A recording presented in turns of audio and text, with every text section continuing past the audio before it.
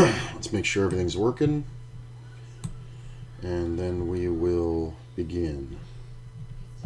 Let me see here.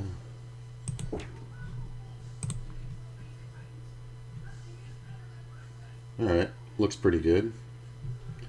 I think, yeah, levels are pretty good. Looks alright, not great. What is going on with the streaming? Come on, catch up. Whoa.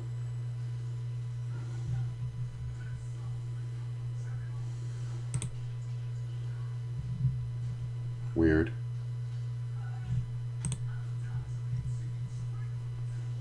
I'm trying to wait till... There we go. That was weird. I was getting like a delay thing there. But anyway, no delay. So I'm going to go ahead and let me make sure this is working. Alright here. Sorry. Let's see. Looks okay.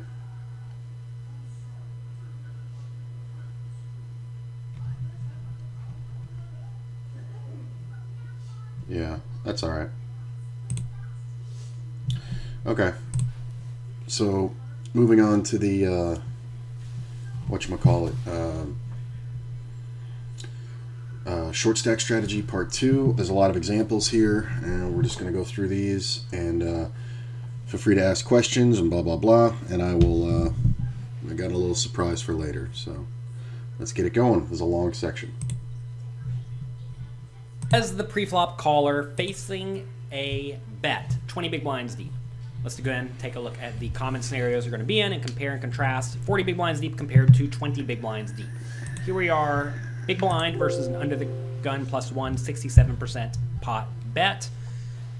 That said, I do know that the smaller bet size will be used more often when we're playing shallower stacked, but to keep things as consistent as we can, let's presume same bet size in both scenarios. First thing you're going to notice immediately, big blinds pre-flop range is much wider when we're playing 20 big blinds deep compared to 40 big blinds. Reminding myself that this is because we're defending wider because getting it in with one pair at 20 big blinds is much better an idea than it is at 40 big blinds. If you have, King Jack and you flop top pair King, it's probably good enough to check raise jam it all in with 20 big blinds in a tournament, whereas if you did that with 40 big blinds and got called, you are most likely beat. But there are a lot of scenarios where you're going to be pricing the person in for the, 12 blinds you have left so they can win 40, and they're just going to say fuck it, and you'll even see people call you with under pairs and gut shots and single overcards and things like that where they've just been priced into a bad situation. So that would be the reason. You're lowering the stack to pot ratio. So hitting less of a hand is worth more at 20 big blinds than it is at 40. And to be fair, the range will be even a little bit tighter if we're playing deeper stacked. As you are shallower stacked, you get to call a little bit wider pre-flop because you're going to be able to defend reasonably well on most boards. However, this is not one of them. This Ace-Jack-5 board is so bad for the pre-flop caller from the big blind that they're going to be check folding a ton, as we see here, 70% of the time. Remember, under the gun against big blind, the equities are roughly the same, 20 big blinds deep compared to 40 big blinds deep, so the frequencies are not... I forget the name of the girl. She did very well in the World Series of Poker in about 2006, 2007. This young woman who... They asked her what her best poker achievement was, as a young, aggressive professional and this, that, and the other. And she said that it was winning a 180-man tournament without ever seeing her cards until they were heads up. And she did it. She just put a Post-it note over it. And one of the strategies that she talked about was going by board texture. And if she was the raiser or the caller, in or out of position. And that was the first time I heard somebody refer to that because it was very advanced at the time. And I was already playing, full-time live for a living. I mean, it was nowhere close to what she was doing, but the board textures really can map out what's supposed to happen in your big blind. Just because, if you have 20 big blinds, you're going to be 3-betting hands that this board is good for, getting it in, things like that. When you just call, though, this board just smashes the pre-flop raiser, and as the big blind, it's really bad unless you're absolutely trapping. So it's little things like that to pay attention to, board textures, that I think make bluffs work when they're supposed to work and don't work when they don't work. Like, if I'm going for excuse me, if I'm going for straight steals, you could literally like not look at my cards and make the same steals, and then if I saw this board, I'm probably checking back if it's not good for me in the big blind. But as the pre-flop raiser, my cards don't even matter. This is a great one for if you're on the bubble or on the final table bubble. You can just bet these boards all day long when you're the original opener and just steal a good 70-80% of the time. Not going to change all that much in terms of raising, calling, and folding. That said, your strategy with your raise size out of position is usually going to be all in most scenarios. As you see, a small raise is somewhat rarely used, whereas an all-in raise is used substantially more often. So you're going to be calling roughly the same percentage. If you look at the hands that are calling, it's the weaker top pairs, good king highs, jacks. Funny enough, in both scenarios, I think this was surprising to me earlier too, like jacks just fold. Some jacks fold, right? And if you look at the fives, all the fives fold for the most part, which is pretty tight, but that's because you're going to realize your equity very poorly in this scenario. So don't think that you must like over defend in this scenario. This is a spot where it's fine to just check in and fold to a bet. Let's take a look at big blind versus button using a 33% pot bet, which is what the shallow stack will do most of the time. Again, this is a scenario where the equity is a little bit worse for the player in the big blind when they're facing a bet in this spot. And as you see, that's going to result in them folding out a little bit more. Remember, as your equity decreases, you fold a little bit more. As your equity increases, you continue a little bit more. That said, a very important thing to note again is that when you do have one of these top pair type hands that is probably good, you often want to just rip it in. Also notice this is that scenario where your stack to pot ratio is so low and you're already kind of screwed in the tournament. I mean, unless you're on like the final table, you're pretty much just doing this. If you're in the mid stages or even mid stages in the cash with 20 big blinds, this is basically what you're looking for, just anything reasonable to get it in with, because when this board comes out, it's going to be hard for somebody to have you really crushed. I mean, they're going to have a better ace, which isn't easy to do. And again, you're just getting it in because it makes more sense and you have to get back in the tournament. That in both scenarios, the small pairs are used as raises, which is interesting. Actually, when I said you want to rip it in, that may not be true. You actually want to use a smaller raise size here, but if you do use a smaller raise size, you're not planning on folding these hands that have equity, although I think you would fold out the bottom pair type hands, and especially the 4-3 and the 4-2 and the 3-2 suited. That is interesting because you're raising all these aces with the intent of not folding if you get jammed on, just because there can be spade draws, there can be gut shots, there can be hands like even hands like pocket tens will rip on you sometimes here because you're never supposed to have an ace. A lot of players think from the big blind and then check raise it. Like, players just think that's such bullshit when you they lead they raise pre-flop to 2 blinds, you call, you make this flop and you have ace 9 or something. If you check at it and then the player bets his c-bet of whatever it is, let's say it's 2 blinds again, that leaves you with 16 blinds behind. If you make a raise to 6 big blinds, you're going to see it go back to the other player, and he's going to jam on you a fairly high percentage of the time with hands that you can absolutely crush. I've seen guys do it with pocket nines. I've seen guys do it with, obviously every spade draw. King, queen does it a ton because they know that you're not supposed to have an ace, and that's why it's so powerful. That does make raising the jack really problematic unless it's exactly the jack 5, so that's why you see just the call. Although the jack 9 does raise, which is interesting. I don't know what the difference is there. It's putting it in the same category pretty much. You're actually raising more with jack 9 than king jack, which is to me kind of odd. I would think every jack would be played like a call the flop, check turn. If it goes check check, you can blocker bet or check the river and see if you get a bluff. It's interesting, but you can see that the aces just, are getting it in. Any ace with like some all-in texture to it when you're raising, you're trying to get the money in. So, interesting. Type hands that don't have spades. If you have spades, of course, you're not folding it if you do raise. If you raise like 4-3 offsuit, though, and you get jammed, you have to fold. That is something you will see when you're shallower stacked, is that you can still check raise to a small amount. You have to realize when your opponent continuation bets here for a third pot, if they made it 2 big blinds pre-flop, you called. That means there's 5.5 big blinds in the pot total. You check the flop, they bet like 2 big blinds. You're going to be raising to something like 5 big blinds, 2.5x their raise. So you will have 2 big blinds in pre-flop plus 5 big blinds on the flop. So you'll have 7 big blinds in out of your 20. And then your plan is to fold hands like the 4-3 offsuit and the 5-4 offsuit. If you check raise small with 5-4 offsuit and get jammed on. And it's just a way to defeat the standard C-bet that's going to come when you're the short stack defending. You know, the C-bets are already going to be in the 70-80% range. At least they should be, coming from the button into the big blind.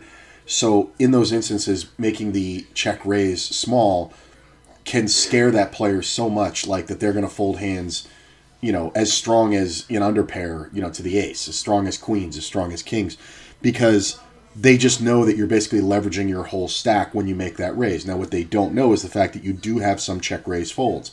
And this is something that really helped me in tournaments a little bit deeper when I didn't want to just rip it pre-flop. Like, let's say it was 20 big blinds, but we were on the final table bubble or something like that, and I was definitely the short stack. This was how you get back in. It was by doing those little check raises with a slice of the flop. It's kind of like a stop and go, but it's a stop and go stop. So it's like you call a raise, you check raise, and then if they jam, you stop, you fold. But most of the times they just fold. So interesting concept that I think a lot of people need to explore a lot more. I don't like in this scenario check raising naked draws, like just the spades, just because it's just like you can see it just doesn't work out much. Like in hands with huge equity, like the suited queen 10 with that's the gut shot and the spade draw, or like the 4-3 of spades, stuff like that. You know, to me those are check raise calls. I don't want to check raise rejam because the turn can come off and just totally fuck your equity. Like if you have 4-3 suited and or whatever, or what was I going to say? 5-4 suited. No, 4-3 suited was the one. And you know you have the 4-3 of spades and you check raise it, right? And the turn comes off and it's a jack. That just totally fucked your whole thing up because it took away 2 pair combos. It takes away, you know, a lot of equity. So on the turn, you're going to be looking to check, get to the river, and then you can assess whether or not you can bluff. But if you were to just jam the flop, like that jack on the turn is like the worst possible card because it can't even come 4-3 anymore. You lose some of your outs. You could also just be drawing dead. So I don't really agree with the check raise jam of the great draw. I do like the check raise jam of the suited whatchamacallit, the suited pair and flush draw. So like the suited jack. Where is it? Like the jack 9, the jack 8, all like that. I mean, obviously we're not folding any of these, but we're raising most of them. I think it's just interesting. A little bit of short stack, deep stack play. Like instead of just jamming them all, you know, playing more so on the. God damn it, this thing's throttling. I don't know why I'm dropping frames, guys, but you know, bear with me. It's trying to fix itself. I guess they're working with the internet service. I really don't understand what's going on. It's weird. I think I'm gonna hang on. Maybe I can fix it here. Let me see. Maybe I can clear this. We'll see here. That should help. All right, cool. And it's just I know it's deep cut stuff, and I know this is a long section, but at the same time, I definitely want to talk about it because I hate when people are sitting there and they're like, well, I had 20 big blinds, so I just check jammed, and it's just like you have so much play left. Like really, the open ripping for me starts at 10, usually less than 10 big blinds. Like it used to be back in the day. If you had 10 big blinds, you were just jam stack, and then it became 15 big blinds. And now there are a lot of re-raised jams when you're, on the button or the cutoff and somebody opens and you have something like, 2 broadways or something like that. But that's because of the extra money in the blinds and you're, it's worth it.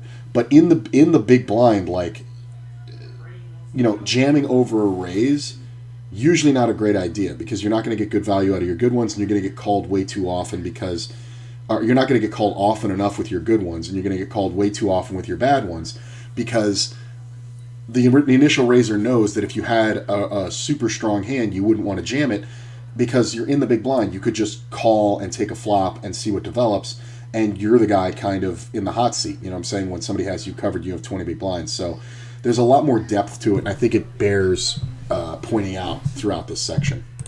You fold. And whenever you are using relatively low equity bluffs, you're going to find that very often you don't want to use the all-in size. And in this scenario, the alternative is to use higher equity bluffs and then just check shove everything. And like if you told me you wanted to check shove or check raise like king 10 of spades or queen 10 of spades, I wouldn't hate it. And there are plenty of spade draws available. But if you look at this range, it's actually kind of neat to see the various flush draws don't actually raise all that often unless they are the king high and bad queen high flush draws. So kind of cool to see that the flush draws are not even raising in this scenario. They're opting to call instead because they're getting good odds and they don't really want to get it all in. And when you're facing a bet on this ace-jack-5 board, you are going to end up getting it all in decently often. Again, let's take a look at this previous spot, big blind versus under the gun +1. Now, you're not really using any low equity bluffs when you're jamming. The bluffs that are jamming here are king high flush draws, 10 high flush draws, queen high flush draws, low flush draws, right?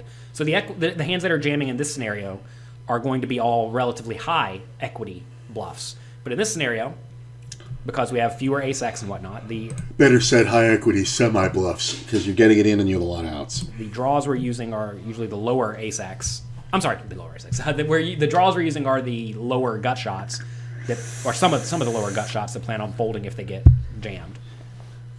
All right, let's take a look at button versus under the gun +1 against a small bet. This is so when you read these, it's you're on the button versus under the gun who opened. You called pre-flop, and then the flop comes down. This is the flop, and then they bet 1/3 pot. That's the scenario here. When under the gun +1 raises, we call the button. They bet small on the flop. Again, we're going to need to continue a ton. Notice that equities are a little bit better for the button when we're shallower stacked. We already discussed that earlier in the previous set of examples. So when our equity increases a little bit, we're going to fold even less. So as you see, a ton of calling here. You're going to see a ton of calling in position in general. Notice we're raising very infrequently, so I would tell you just to never raise in this spot. And that's going to work out pretty well for you. If you are going to raise, though, notice a very polarized raising strategy with just super nut hands. Looks like 4s and 3s are used sporadically as bluffs. Jack 10 sporadically used as a, I guess this is a weird value hand. It's probably Jack 10 of spades, really. So good to see that you're doing a lot of calling in position, and that pattern is typically going to hold true for the most part. Calling in position also allows you to set up more bluffs. Like you can actually float with draws and then go for bluffs on turn and river. And when having the high equity hands, you don't want to take those moves away. Remember, we're 20 big blinds here. We're short stacked. You know, that's essentially a short stack. Once the flop comes down, we're below 20. So we're looking for every kind of edge to, you know, win those pots and steal. So calling in position is always great because, you know, when the opponent checks the turn and you bet, it's like, you know, they've usually just put you in a spot, you know, or you've usually put them in a spot where they don't want to continue and they've announced that fact. Be surprised how often under the gun will actually check the flop and then it goes check, check. They bet the turn and then you call and then they check river and then you bet. And regardless of what they have on that ace-jack-5 board, they're going to fold quite often unless it's just a premium ace. And they would never have checked a premium ace on the flop unless they're absolutely trapping. And you're talking about making a very small, risk, scenario. And usually, raising that turn card when it comes out is a good play too. But interesting. Much more fun now with the Jack 6 deuce. Let's take a look at Jack 6-2. All right. In this scenario, let's take a look at what we have. We have big blind versus under the gun +1. Notice equity decreases a little bit again because the board is very uncoordinated, so we're going to fold a little bit more, right? Notice here that we have various raise sizings. We have an all-in size, a 4x size, a 2.5x size. In these spots, I wanted to run multiple frequencies just to see if one was substantially better than another. And when you see one size like never used, like this all-in, basically it means you're not going all in here. And that's because if you think about the draws you would like to be raising on Jack 6-2, they're all low equity, right? So whenever you have low equity draws that you would like to raise with, because you have some high equity hands like jacks, right? Notice all these jacks want to raise and just get it in because we're out of position. When you have a lot of the jacks you want to raise, but our draws are all really bad, often a non-all-in size is going to be used. And in reality, if you wanted to simplify this, never raise to 4x, just raise to 2.5x, which is going to be to about 5 big blinds over your opponent's 2 big blind flop bet.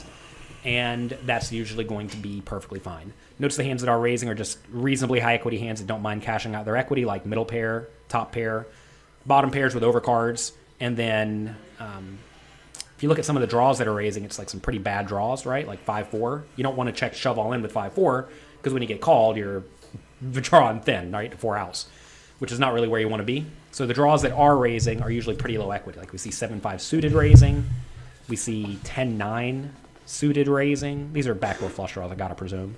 9-8 suited raising. King, I guess King 2 offsuits a pair, so that's not really a bluff, is it? So you see most... It's also because of the removal factor, because with the 8-7 suited, you know, you end up with backdoor draws, but you also take away hands like pocket 8s, pocket 7s that could conceivably call. So you reduce the number of practical calling hands. Obviously, you know, 9-10 plays the same way, but there's also the backdoor factor with 9-10 suited. You know, if you have the 9-10 of spades here, you actually have quite a bit of equity. It's one of those things I didn't realize until I started really studying heads up, is how much the backdoor draws, you know, are raisable. You know what I'm saying? Because of the factors of what you remove. Like Queen 10 suited, let me find it. Queen 10 suited here, you know, is going to raise a fair amount of the time and call the rest because of the, you know, the backdoor potential. Like it's only folding like 20% of the time, it looks like. But, you know, raising almost half the time of the continued plays in the hand.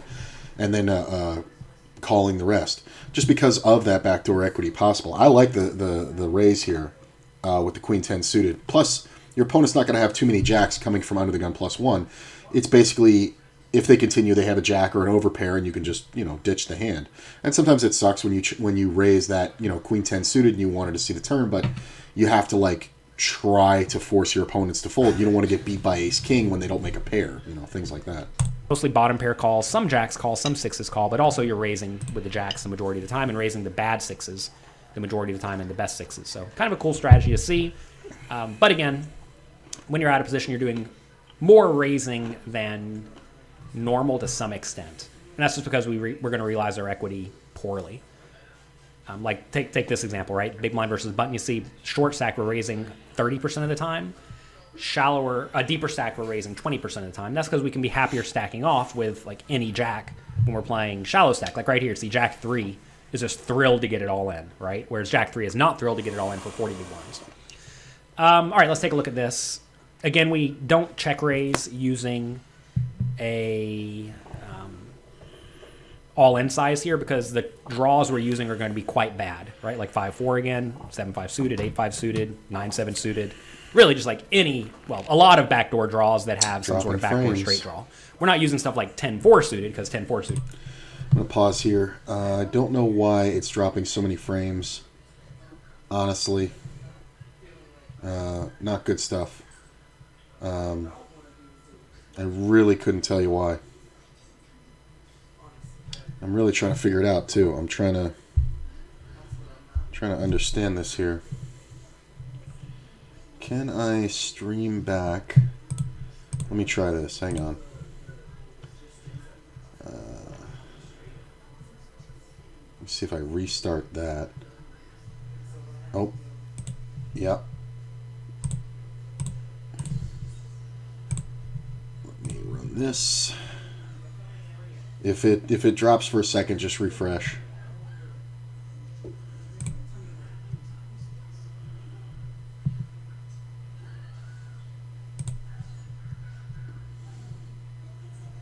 All right, I think that helped.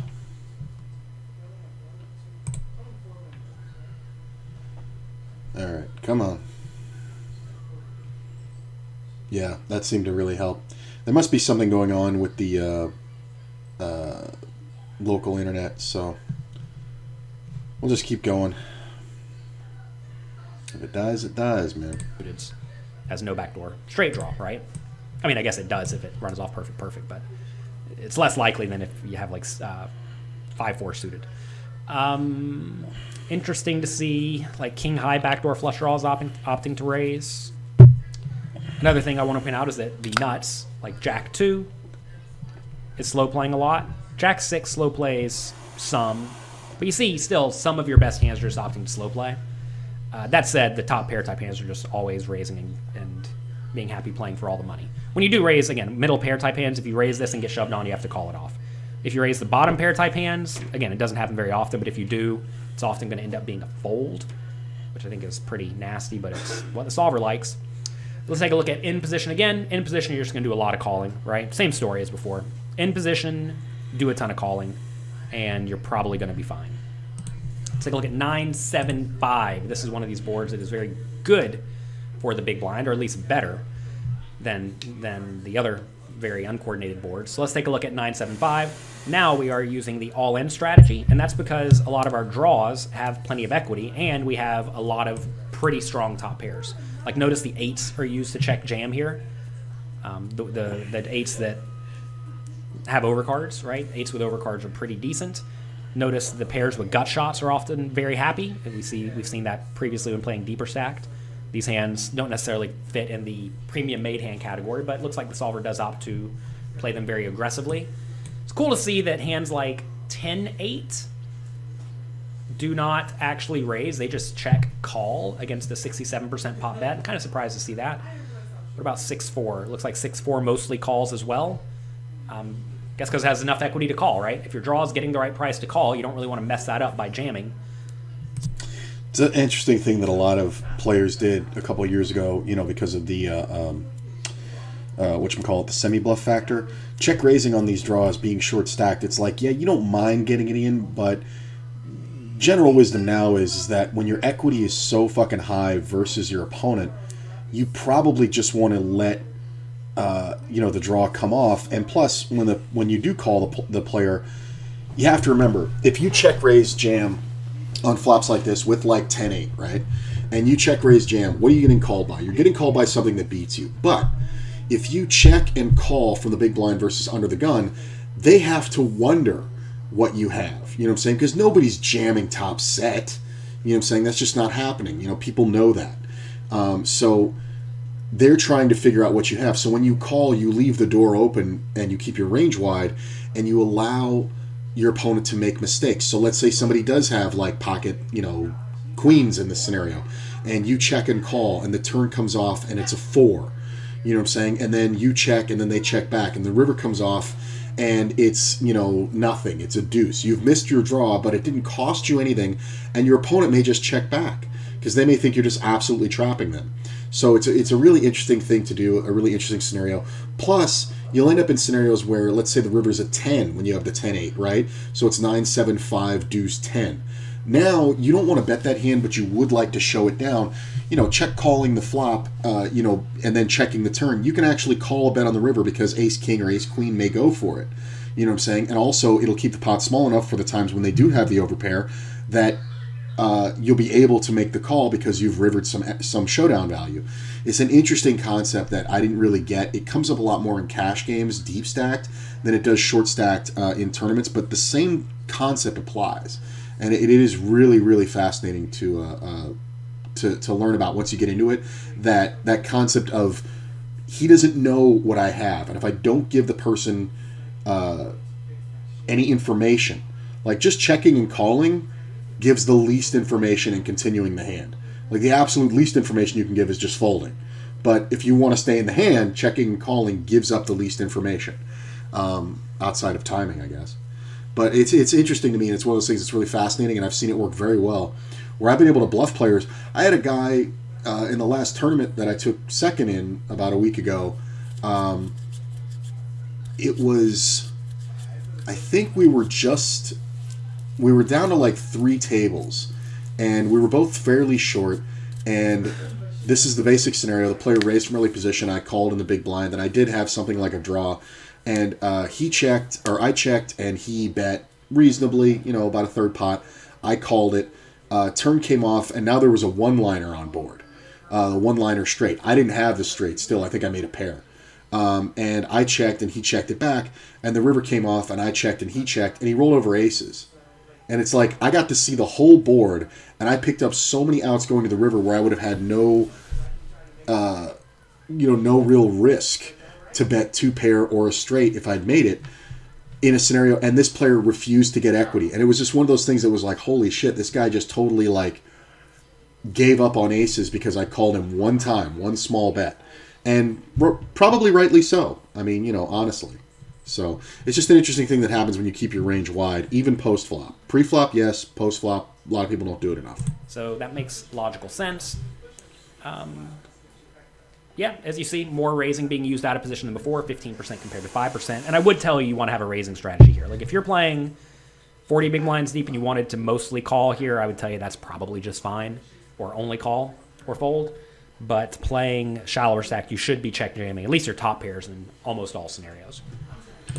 I'm going to try one thing. I'm going to try to fix this lag. Hang on a second here. I think I might know what's going on. Let's try that.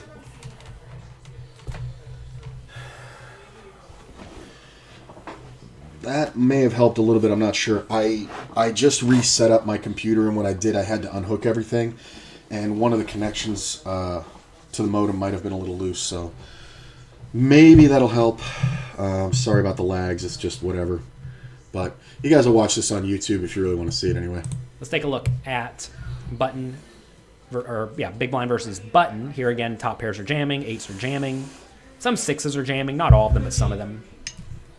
So, logical strategy again, same story, right? And then in position, notice now that you're going to have a little bit more equity in position, right? So a little bit more equity in position is going to result in you conceivably having a larger raising range. So 40 big blinds deep, we're raising less often. Shallower stacked, we are raising a little bit more often. And with the hands we are opting to raise with are the overpairs we're happy to get money in with, ace-9 again, and sporadic bluffs. Again, when we do raise, we're not jamming it all in. We're raising with ace-9 small. We're raising with like ace-2 small. We're folding ace-2 to a jam, but calling it off with ace-9 when facing a jam. And again, I do want to make it clear, you do need to be bluffing in some of these spots if you are going to be raising mostly for value. What happens to a lot of people is they just only raise with their best hands when they're shallow, and then they become very easy to play against. But when you do have one of these... See, and that's the thing. That's the common strategy. That's why integrating bluffs is so important. It's, when you hear blanket rules like nobody bluffs this spot, if you start bluffing those spots, you will have a huge advantage over the field because everybody knows nobody bluffs here. Well, if nobody bluffs here and I'm betting, then they're probably going to fold everything except a super strong hand, which are very hard to make. So it's kind of counterintuitive, but you should be bluffing the spots that don't get commonly bluffed in these scenarios because they're so ridiculous. Like, I'm not saying go crazy, but I'm saying that versus an opener and you're on the big blind, most people are just going to bet their hands for value, especially at 20 big blinds, where A, they don't have much left to lose. You know what I'm saying? They have to get back in the tournament. And B, when the boards are good for them. So I like bluffing these because it's like, you'll see me also, this is another thing that I brought over to cash games where I'll say I'm soft playing like an ace-queen suited or something like that, or even an ace-king in the blinds, because I want to keep my range wide and I have removal. So when the board comes off like this and the player c-bets and then I call it and then they check the turn, I can bet the river, and as long as no big cards came out, I can just win it with my ace high. And a lot of times it's the best hand, but I wouldn't ever know that, and the player would continue to bet if I played it differently. You know what I'm saying? Like if I had 3-bet pre-flop and then check the flop like this because I have ace-king, well, now my opponent can just run me over all day long. Whereas playing my stack like it was a short stack in cash games works out because we keep the range wide. So bluffing is very valid here, and it should be done more. I 100% agree, and the first time I heard that concept was in one of Jonathan Little's live streams, and he was like, if a spot is never bluffed and you bluff it, you're going to get the fold the majority of the time. He said something to that effect, and I was like, holy shit, and I started integrating that thought process, and it really worked out well. Pretty effectively a low equity bluff that doesn't mind folding to a jam. Those are really, really good hands to use as a bluff raise because it puts your opponents in bad spots. They're not going to really know what to do, right? Also, the concept of that where you have a low equity bluff where if you got re-raised, you would just fold. The concept of taking shots at those bluffs is great because, you have easy decisions. You put your opponent in a very tough place where they don't know if you've improved to the point where you can call off or if you're just full of shit. So you put them in this weird spot and they have to think about it and blah, blah, blah. And they know that you're leveraging your whole stack, by making a raise on such a short stack. So they're like, well, essentially I have to play for this whole 15 big blinds behind if I decide to call this raise of 5 right now. But at the same time, when they raise, you have an easy decision. You just fold. So you want to have the easy decisions and make your opponents have the tough ones. That's a concept, too, that I think is underutilized for people. All right, let's take a look at Queen 10-5 facing a bet. Again, a lot of folding out of position, right? Big blind versus under the gun +1. Less calling, more raising. Interesting here to see that the all-in size is not used all that often. When the all-in size is used, it's going to be with this ace-x with a spade, of course, and then some of your nut hands. But it seems like a small size is still preferred. Let's try to find bluffs that are being used for a small size. What's actually being used? King high flush draws, jack high flush draws, 9 high flush draws, 8 high flush draws. Kind of cool to see hands like 8-7 and 8-7 and 8-6 and 9-6 with a spade. Backdoor straight draws with 1 spade. Interesting. To check raise some tiny sliver of the time. Like that's optimistic, given we completely lack the equity advantage. But hey, that's what Solver does, right? Solver does some crazy stuff. Solver opts to raise small with the 10s and some of the 5s that have no backdoor draw. I gotta presume with the intention of folding in this scenario, which is kind of neat. Solver raises the best queens. Solver does not raise a ton of flushes. It raises some flushes. These are all flushes that are raising, of course, down here, like the weaker flushes, which makes logical sense. But notice it's not necessarily raising all of them, so it does still do some calling with flushes, which is cool to see. That said, still, I guess raising strategy is roughly the same in terms of percentages. But neat to see that you're still not raising all your nut hands in this scenario. Notice you didn't raise all your nut hands when you're deeper stacked either. You want to make sure your calling range is protected. And, frequencies are actually still line up kind of the same, right? Like you see some bottom pairs opting to raise, same story in both situations. Middle pairs, some of them were raising shallower stacked, same story happening here. So interesting to see the strategies, again, lining up pretty similarly, which is why I said earlier, if you use the same strategy 40 big blinds deep as 20 big blinds deep, it's probably going to be okay. It's not like you're going to be making too many egregious errors. All right, big blind versus button against the third. It's a concept of playing your stack bigger. You know what I'm saying? Because your stack speaks bigger for itself when you're shorter than when you're deeper. So like if you have 40 big blinds, people know that you're not as willing to get the money in as you are at 20 big blinds. So when you make a raise, essentially you're saying, I'm willing to go right now. That's the bluff that we're putting on, is I'm willing to die here. So that concept exists at 20 big blinds, doesn't exist at 40. Because you still have 35 blinds behind when you make this raise. You're not going to stack off unless you're just absolutely nutting. You know what I'm saying? So players can actually re-raise you. But a player knows if they re-raise you and you have 15 blinds left, well, fuck it. You're just going to go. You know what I'm saying? So that's why those bluffs become more powerful. But it's funny because they become less frequent because of the fact that you're on the short stack, where the truth is you should actually do them more frequently. And it's a really interesting dynamic that if you can find the harmony in it and find the balance in that situation where you are short stack, but you have a lot of power because of that, I think it can really carry you through a lot further in tournaments than you think. It's actually a very interesting concept. 33% pot bets. As you see, again, folding out a decent amount of the time due to being out of position, not having great equity. When we are raising, we're again using this non-all-in raise size. Interesting to see a lot of the ace-high flush draws are calling now. If we do have them, notice we don't have a ton of them. And the king highs are used as raises, which is kind of cool. Low flushes are raising sometimes, calling sometimes. Bottom pairs still used as bluffs. This is again. I want to point out. I don't think many people use these bottom pairs as bluffs here. I mean, ask yourself. Button raises, you call big blind. They continuation bet 2 big blinds on the flop. Are you really check raising 5-2 of hearts here? I mean, I can tell you, I'm not. I mean, I'm learning something in the process of making this. But this is what you should be doing, especially when you're in a scenario with no payout implications. Like if there are payout implications because you're nearing the money, perhaps you shouldn't be making quite as aggressive plays. We'll be discussing that later. But this is interesting because I think a lot of people aren't doing this, and if you start implementing this into your game, you're going to probably make a little bit more money. There's a base statistic that you see a lot of West Coast players using Yeah, West Coast, where the California guys. I've talked to so many of these dudes, and they know this statistic that 2/3 of the time when you have two unpaired cards in your hand, you're not going to make a pair. Right? That's the statistic, and it's the truth.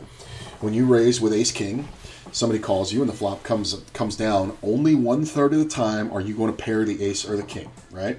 So 2/3 of the time you're going to be without a pair, without improvement. So that means when that happens, and the other player does make a pair, it behooves them to bet it. So they'll see a standard C-bet on a board like this, or the Jack-6 deuce, or something like that. Like a hand that's not implicitly great for the raiser, where there's a lot of mid-range, where your defending could be like that. And they'll check raise hands like, the bottom pairs, that are just garbage, because that's the value in the hand, is the removal. You're removing the fact the player can't have pocket fives. It's very hard for them to have two pairs. And you've made something.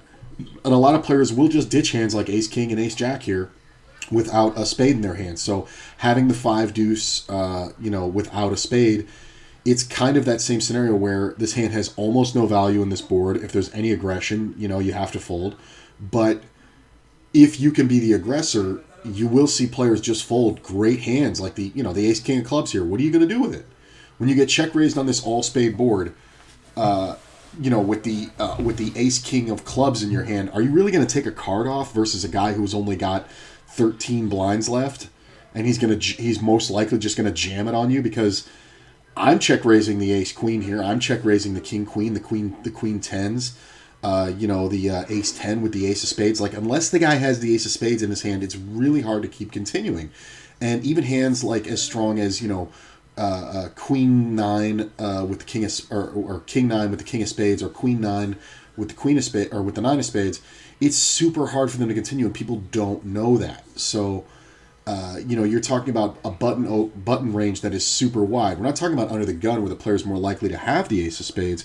We're talking about a concept where you're defending every ace. You could have just the Ace Deuce offsuit, right, or the Ace 5 offsuit with the Ace of Spades, and now you've smashed this flop essentially. You've now picked up so much fucking equity, it's insane, versus one pair.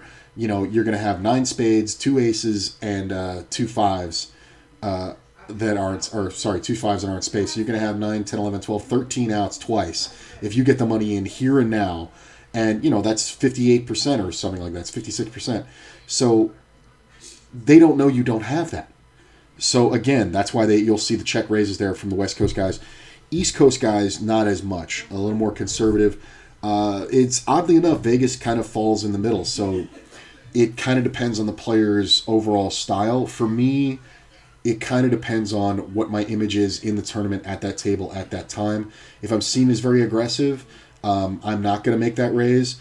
But sometimes I have just been so card dead and in such bad situations that I'll end up sitting here and think, well, I'm the tightest guy at the table statistically right now. We've been here for a good chunk of hands. I'm going to go for these check raises like that. This is the Action Dan Harrington style of, they called him Action because he was so tight and so nitty, but that allowed him to pull off these insane bluffs where you're like, the fucking guy has nothing and no hope, and he knows he's up against a monster. But because of his current image, players would just fold so much to him. It was really insane to watch, and nobody really found out about it until like 2003 when, poker started coming on TV, and people would go, oh, look, there's old Action Dan Harrington, and, you're not going to see this guy. I remember Lon McCarron sitting there saying, you're not going to see this guy play many hands without it. He's a really solid, great player, and he knew him. And then sure enough, like, couldn't have been 5 minutes later, he limped 7 deuce up front. And they were like, what is Dan doing? And, like, there's this great hand, and somebody raised, and he re-raised, and they called, and then he checked, and they bet the flop, and he re-raised huge, and the person called, and then he just open jammed the turn, and the flop was like Jack, Queen, 4, 7, or something like that was the board. And the guy just looked at him and just was like, and he just folded ace queen because it's like he knew what he was up against, and that kind of blew the lid off everything, and everybody went, holy shit. And and it was, he pulled off these things, and to his credit, couple final tables at the main event back in the early 2000s. There's a reason for that. So in those scenarios, I would like check raising the 5 here, but it doesn't come up often. Like he said, it's a rare thing. Because you're going to have more bluffs in your range. Let's take a look at in position again. In position, just do a lot of calling, right? Same story. In position, our equity has increased a little bit. We're usually going to call a little bit more in that case. So you see 24% fold compared to 29% fold when deeper stacked. Just a lot of calling in position. All right, Jack 6-6. These are fun. Big blind versus... Yeah, that's what I'm talking about. Look at this. Look at all the raises we have in the big blind versus under the gun, because we have all the 6s. We have all the 6s and all the jacks. Under the gun +1 has very few. So basically, we're be able to bluff everything except an overpair. That's pretty much it. Like even ace-jack isn't there that often under the gun +1 at the stage of the tournament where everybody has roughly 20 big blinds. Like if you're short, yeah. If you're short early, yeah. But look at this. Just look at all these easy decisions. You know, these raises. 2.5x raise, 35% of the time, and an all-in only 2% of the time. You know, folding 60% of the time. I mean, the equity is just through the roof. I love this. This is one of my favorite scenarios. In the big blind, this is amazing. Under the gun, this is a scenario where, again, we're going to be using a lot of raises. Notice here our bluff raises are all going to be very low equity bluffs. They're going to be stuff like Jack 7, King 7, 8 7, stuff like that.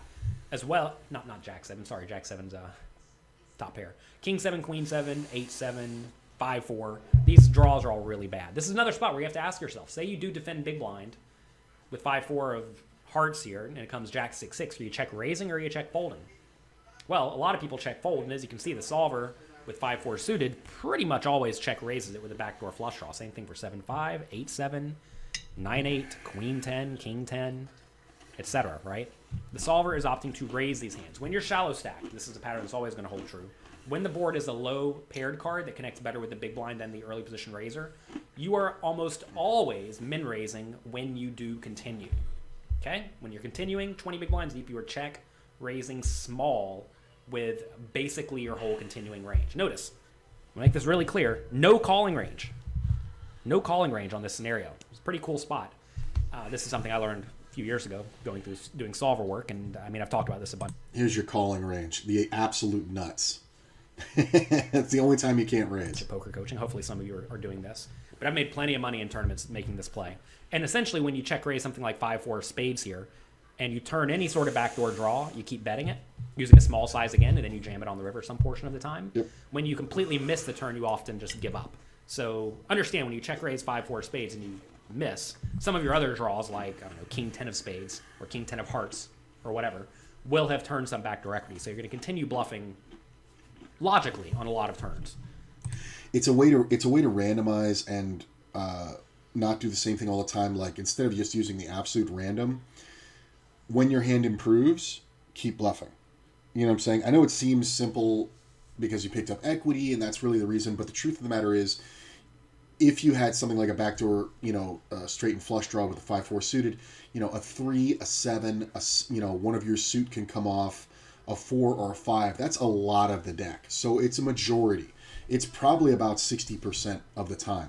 But 40% of the time when it just bricks, and, a 9 is close, but like any card 10 or higher is just garbage for you.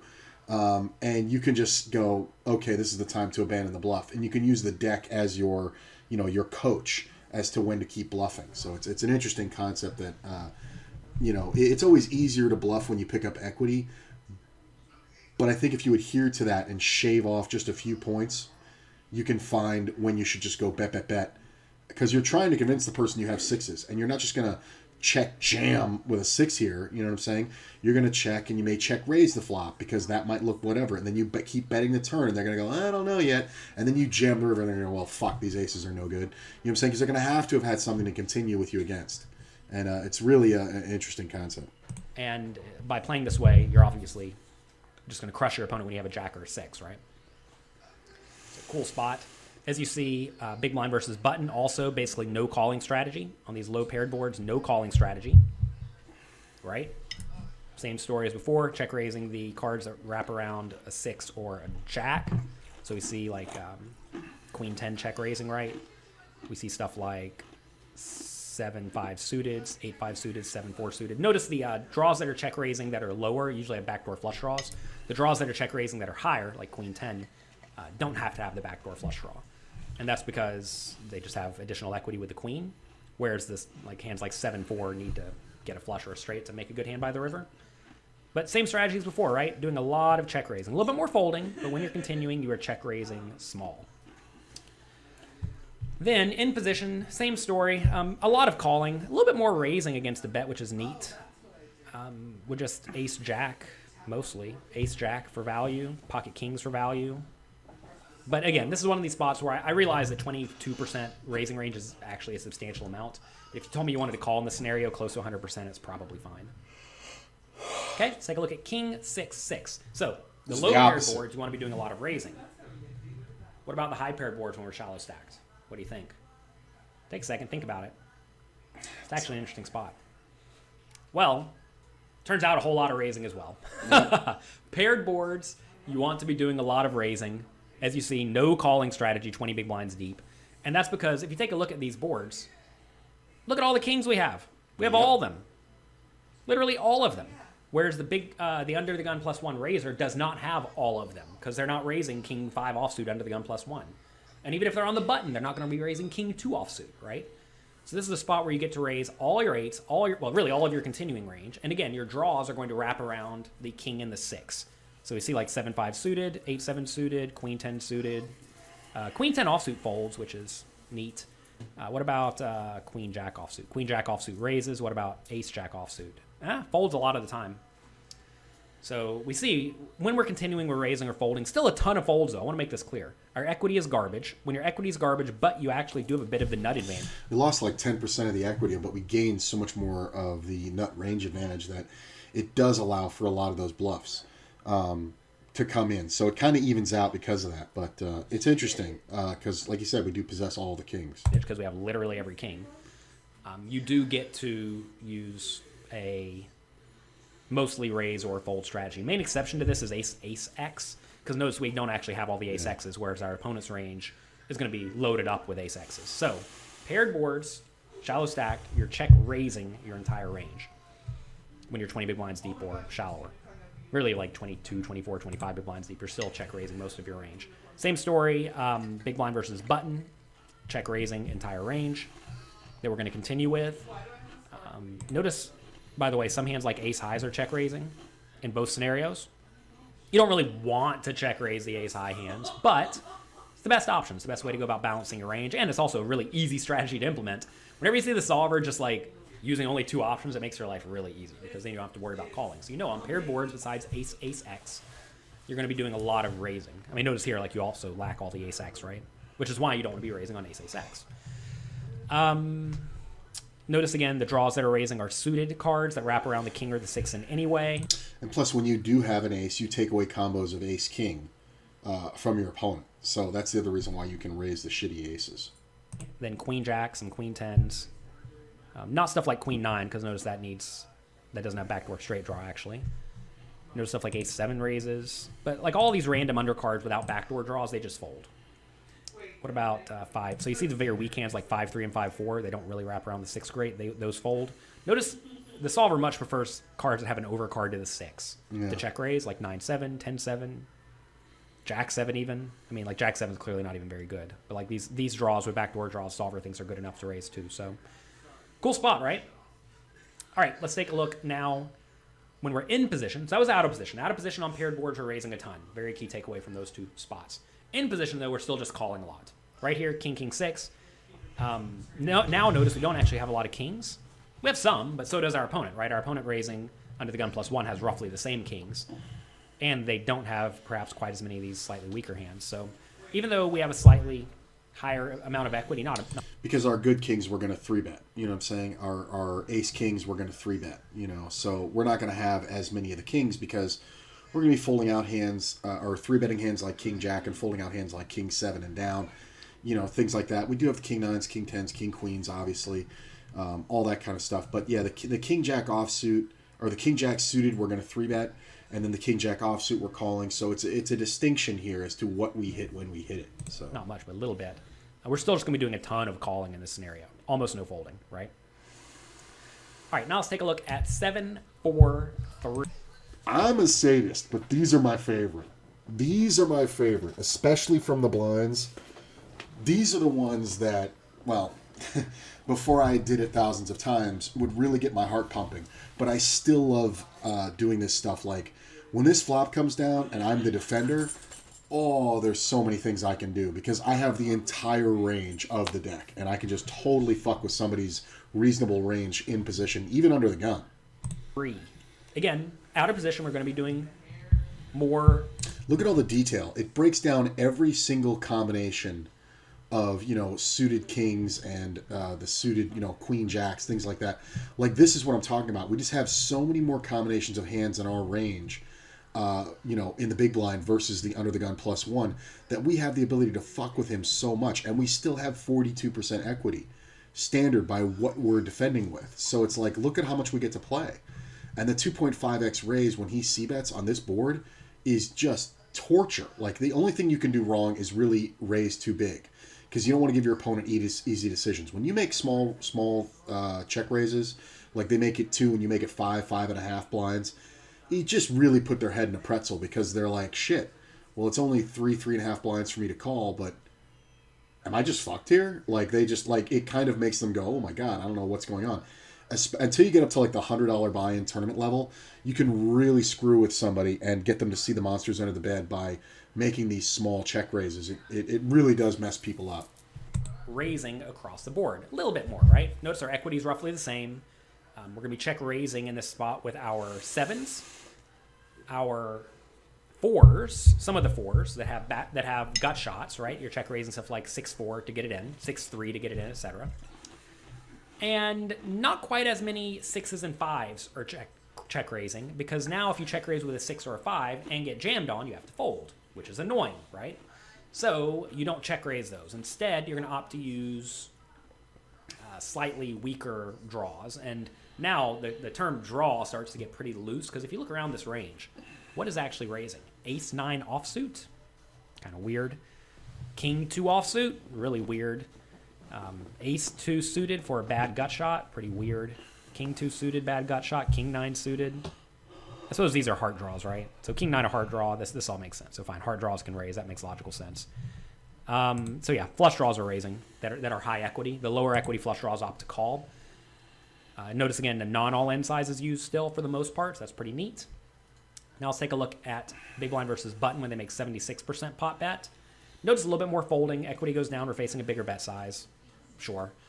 Now when you're facing a bigger bet size, though, you're going to be jamming more often, because you can't really raise small over a big bet. Now, in this scenario, your opponent's betting 4 big blinds on the flop, so if you raise a 2.5x a 4 big blind bet, you're making it 10 big blinds out of your 18 big blind remaining stack, which starts to get a little bit silly, which is why, for the most part, the solver now opts to jam. And notice whenever you are shallow stacked, I want to make this really clear, when you're shallower stacked, you're jamming a much more linear range than when we are deeper stacked, or when you're raising when you're deeper stacked. And that's just because, like, you're just happy getting it in with a hand like Jack-7 or 7-6 or 7-5 in this spot. Whereas you see shallower stacked, you're doing a lot of calling with some of these queens. I'm sorry, deeper stacked, you're calling with a lot of the queens. Shallower stacked, you're going to be doing a whole lot more raising. Now, one more spot, 7-4-3 in position when check 2. I'm sorry, when facing a bet, in position when facing a bet. We'll look at when we're check 2 in just a second. You see, when we're facing a bet, we're just getting it in with some of the high equity hands. But again, a lot of calling. A whole lot of calling when we are in position facing a bet. And that's just because we're in position, closing the action. You don't really want to mess that up. And when you're facing a small bet, it's like you should just do a ton of calling. Again, I want to make it clear how wide you should actually be calling in this spot. On 7-4-3, you should be calling stuff like King-Queen and King-Jack with backdoor. Well, I guess you can't have a backdoor flush draw, can you? King-Jack, just you're calling some portion of the time. Ace-Jack, clearly. Ace-10, clearly. Ace-9 with backdoor draw, sure. King-9 with backdoor draw, sure. Queen-9 with backdoor draw, sometimes. Ace-2 with, I guess Ace-2 is a gut shot, so that makes common sense. But as you see, you're actually calling pretty wide. But notice, this button calling range is actually pretty strong. And you're going to find that when your button calling range is pretty strong to begin with, you're going to be able to reasonably continue in most spots, just because you're starting with a strong range to begin with. Poker's not all that difficult when your range is strong to begin with.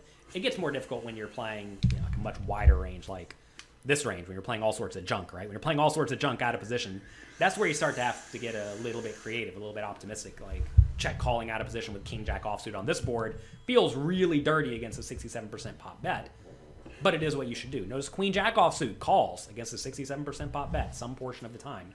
And when you do call this queen jack, if you check the turn and your opponent checks, you're not checking and giving up with that queen jack on the river. I can guarantee you're going to be bluffing it close to every time. So you have to be willing to fight pretty hard when you're playing shallow. It's float removal. So like when you have the king jack and your opponent has, or the queen jack or whatever it is, and they have ace king, ace queen, you're removing the fact that you're both going to hit a pair. So like the fact that none of you improve and this board favors your range as the big blind and you check call the flop, and then your opponent checks the turn. Well, now, if the board didn't improve, which is far less likely when you have the big cards in your hand as well, like king, queen, like king, jack, you can then bluff the river very effectively. And then somebody's going to have to reach down and find a fucking hero call. And in all honesty, it's not really something you see that much in tournaments. You see it in cash games quite a bit, or quite a bit more, I should say. But in tournaments, people are just like, well, I'm just going to keep moving on because this guy's short stacked and, there's better spots here, and they'll just give it up. And it's one of those ones where you're floating with your combinatrix of removal cards. And I'm more likely to bet when this board comes out, deuce, deuce, if I have the queen jack or the king queen in the blind, or the king jack, I'm more likely if it goes check if I check, the guy bets and I call, and then the turn goes check, check, and then the river comes off a deuce, I'm more likely to bet that than I am if the river comes off, a pair for me. Because one, we're going to be sharing that pair a significant portion of the time, and two, what's the point in betting? Because if he can beat me, he's not going to fold. If he can't beat me, he is going to fold when he sees the jack or queen that I've hit. But when I check, it may allow this player to bluff with ace-king, saying, well, this guy had a misdraw. I don't want to give him a free showdown. He may have some bottom pair that he's not comfortable calling with, and they're going to bet 2/3 pot, and you're going to snap call him with your, now top pair that you rivered, and you're just going to watch them show you the ace-king, ace-queen when you've hit the king or you've hit the jack, you know what I'm saying, that beats them. So I'm much more likely to be floating to bluff here with removal cards in my hand than I am to lead the river when I actually make a pair. You know what I'm saying? Because I have showdown value. With no showdown value, that's when you're looking to bluff more often. Stacked. Because really, every pot does matter, and winning an extra 3, 4, 5 big blinds from your opponent is quite significant. So, recognize these strategies are kind of wide, and they are going to demand that you learn to play the turn and the river well. We're going to get to the turn and river later, but understand that this may be uncomfortable. I get that, right? That these strategies may be a little bit uncomfortable sticking around so wide, but it is what you should do. And after a while, it's just going to become normal to you. Like I know, on this board, 7-4-3, if you give me king-queen with a backdoor flush draw, or king-jack with a king of hearts, we're not folding. And since we're not folding, we're sticking around. I think I misspoke a second ago, actually. I said king-queen can't have a backdoor flush draw, but it can. There are 2 hearts on the board.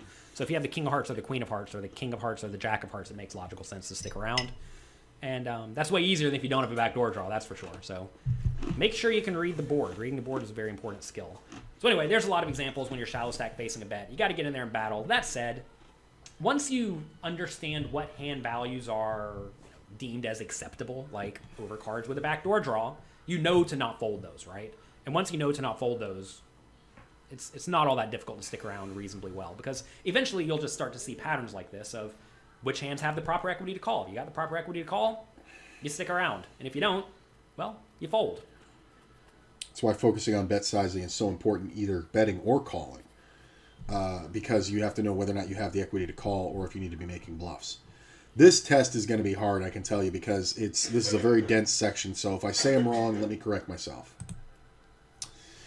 You are 20 big blinds deep in the big blind, facing a 33% bet on ace-jack 5. What type of hands should you raise for value? Well, I mean, these are all the nutter butters, so you're not going to raise them for value. I think you can raise pretty much all of these here. Yeah. Any ace, yeah. You don't have them in your range because you'd have gone all in pre-flop with the jack-jack 5-5 and ace-jack. That's very true. The king-jack, queen-jack, 10-jack, you can't really raise because you're going to be up against an ace way too much, but you can call there and then assess the turn. But yeah, the middling aces are fine. The ace-6, I guess, is the dividing line, so you're just going to call and see what happens. But yeah, anything else you're going to you're going to go ahead and just raise for value. You're 20 big blinds deep in the big blind, facing the same 33% pot bet on this board. Which play should you mostly make? Well, mostly, I believe you're going to be calling here in the big blind. No. Oh, you're going to be raising, right? Because you're in the big blind, you have the range advantage, or you have the nut advantage on this board. 2.5x raise small boards with a wide range allows you to get the most value of a wide buttoning open range, right? Because they're going to have way too much junk. You're going to have good defenders. I thought about it backwards. I thought we were on the button.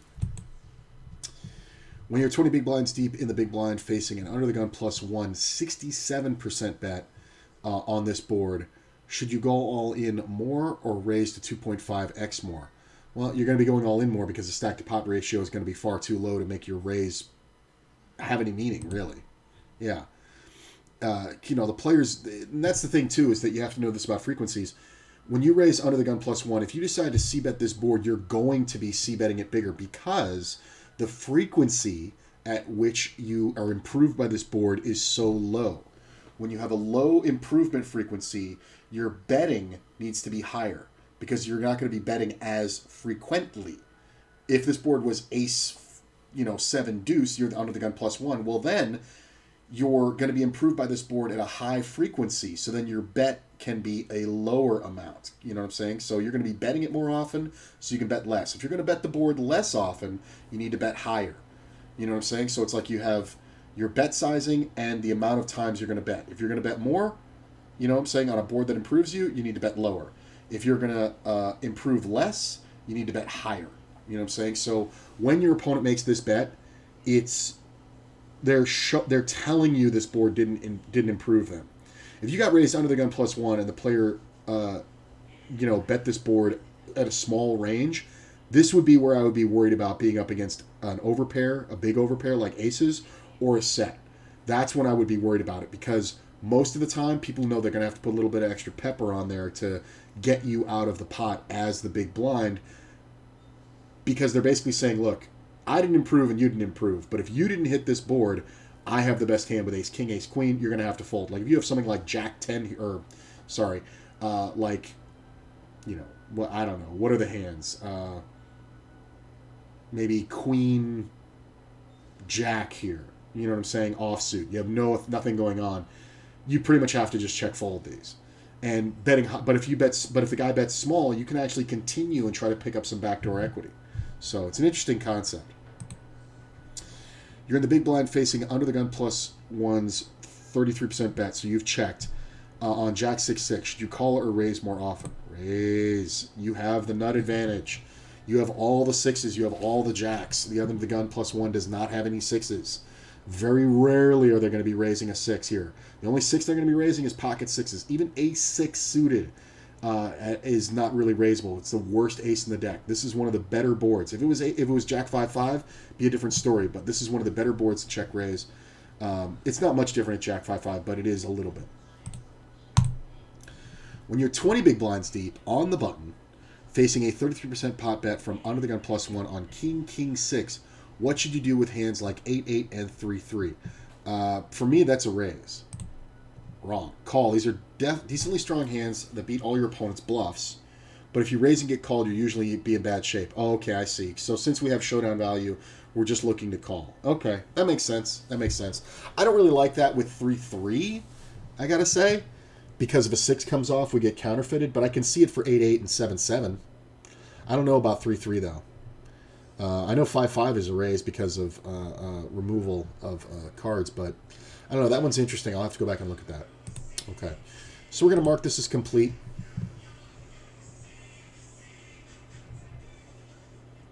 Now, all right. So the next section is as the preflop caller in position when check to. We're going to get into this tomorrow. What I'm going to do right now is I'm going to end the stream, and then I'm going to come back, and there's one hand I want to review, and I want it to post, so I'm going to do that. I'm going to come back in like 5 minutes, okay? And I'll be seeing you guys later. I'm going to play today. I'm not really sure what I'm going to play. All this is going to be posted on YouTube. I'll be back in just 5 minutes.